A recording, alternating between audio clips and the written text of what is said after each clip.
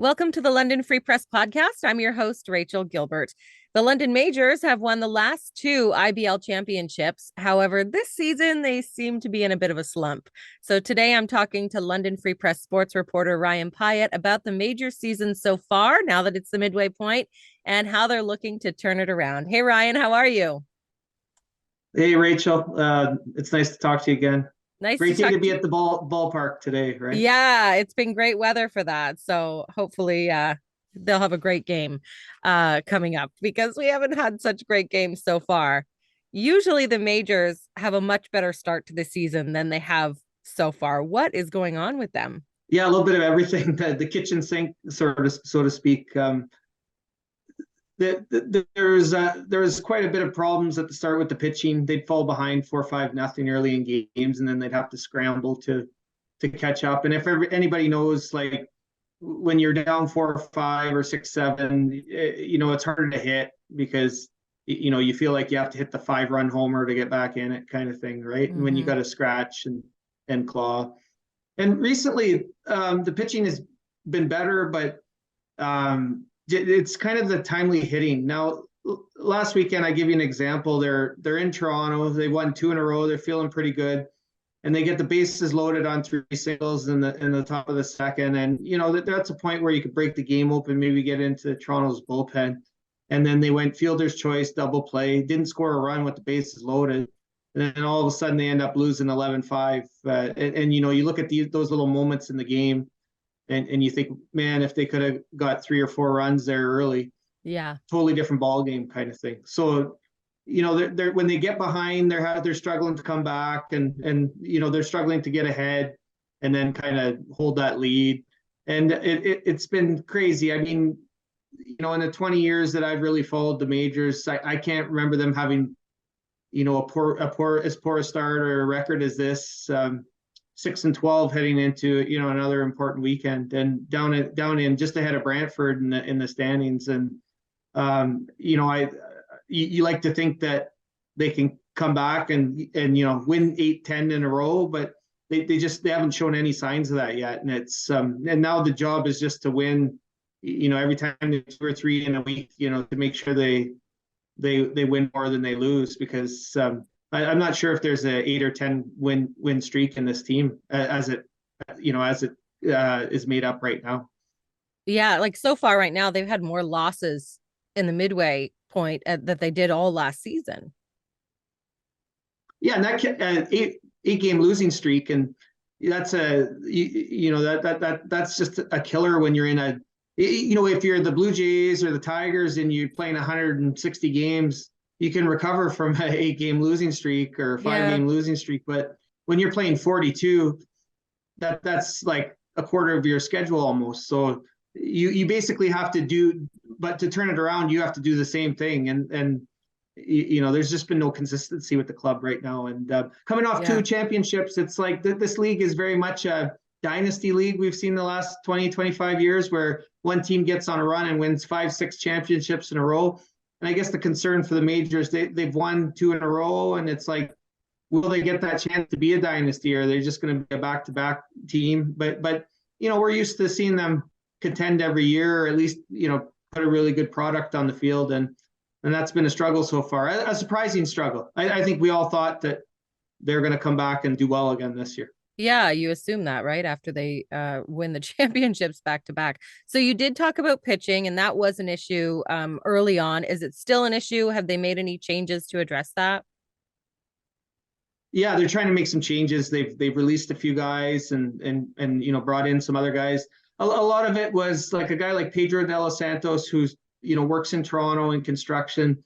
He's got to get his arm tuned up, and so he's always better later in the year than he is early in the year. Owen Boone, who's been their ace for several years now, he's in the working world. Like he went through school, and he's got it starting his career. So that's a big change, right? I mean, anybody that's played sports, at that semi-pro or level, that when you get a little older, and it's not just baseball 24/7. Like I remember him telling me years ago, when he was in school and stuff, he'd go, when he had nobody to pitch to, he'd go throw the ball against the wall out of school.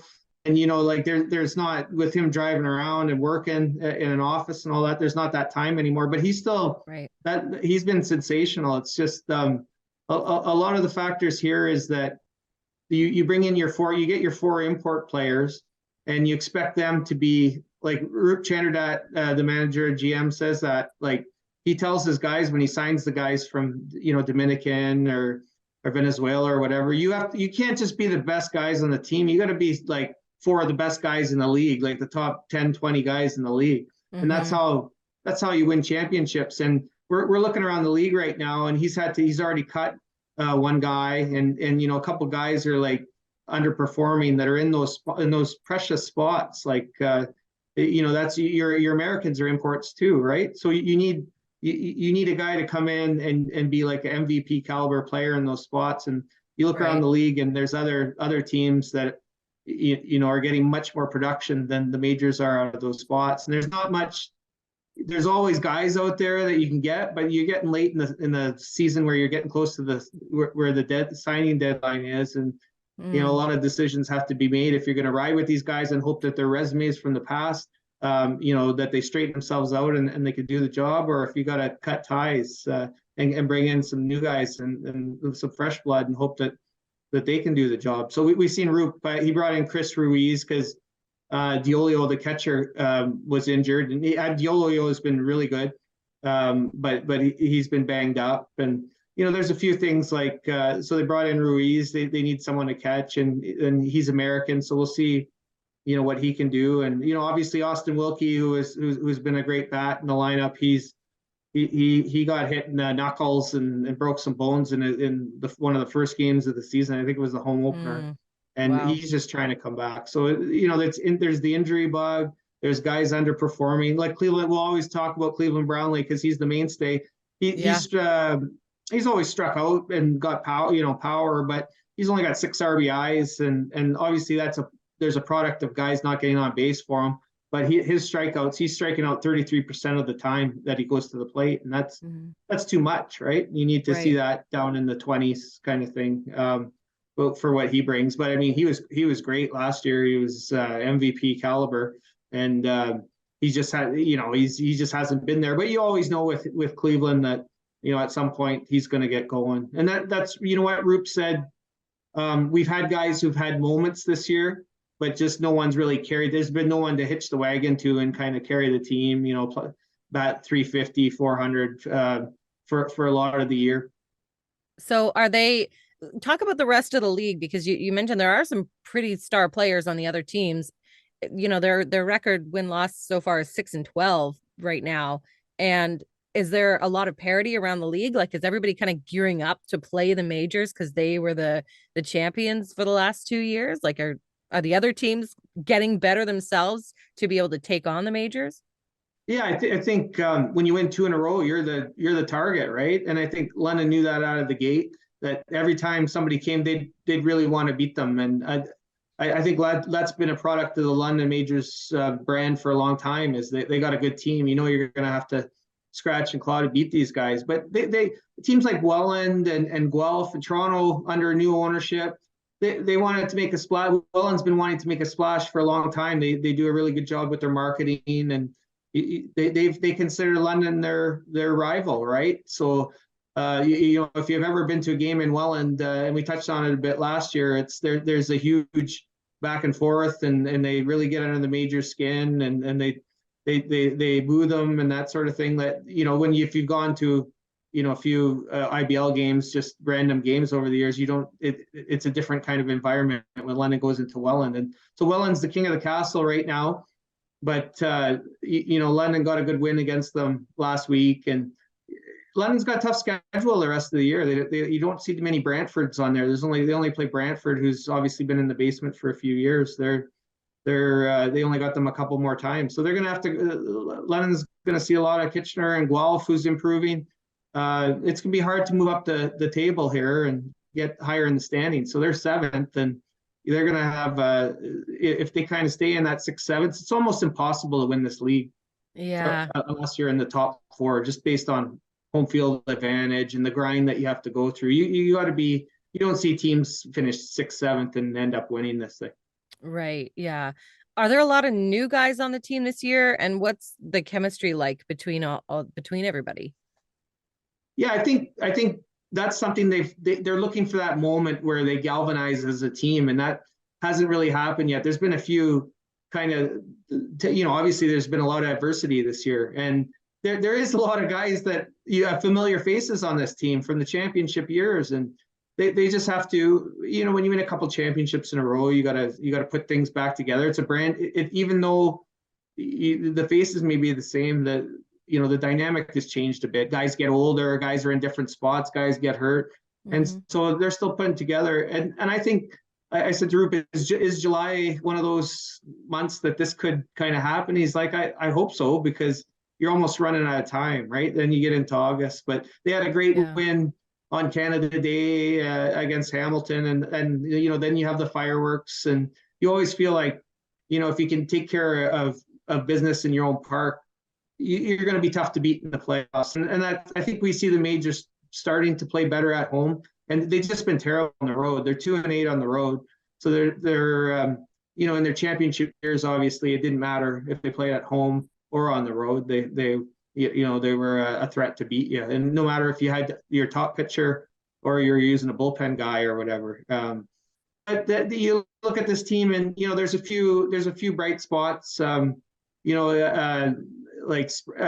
Springer's been pitching pretty good. Jared Lund, who's a local guy, he's got 3 wins. One of the things Roop said is that this team, usually when we're good and going well, we're all over the leaderboard with individual players and guys at the top of the offensive, defensive categories and pitching categories. And he said this year you can barely find anybody on there. So that shows to the lack of consistency that they'll have a guy pitch a gem, and then the next he'll walk 10 guys, kind of thing, right? So and same thing with hitting. The guy will get a couple hits and look like he's ready to get going, and then go 0 for 3 or 0 for 4. So very inconsistent, very strange. This is a team that usually finds the answers at some point this summer. It'll be interesting to see, now that we're getting into the real back half of the season, if they can do that.